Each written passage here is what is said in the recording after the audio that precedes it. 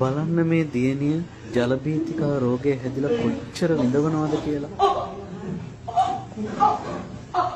මේ උතුම් මනුස්ස ජීවිතයක් ලබලා ඒ උතුම් මනුස්ස ජීවිතයේ අකාලේ මියදෙන්න ඔබ ඉඩ දෙන්න එපා.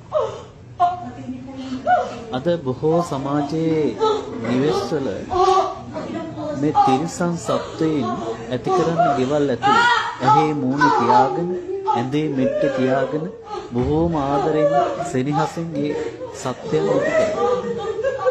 ඒ සත්වයින්ට ආහාර ටික දෙන්න, කන්න බොන්න දෙන්න, රැක බලා ගන්න.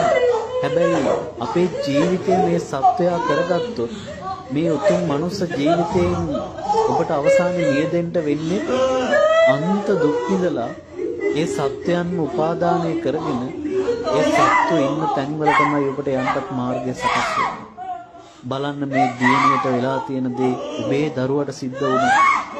කල්පනා කරන්න. උතුම් මනුස්ස ජීවිතය ගැන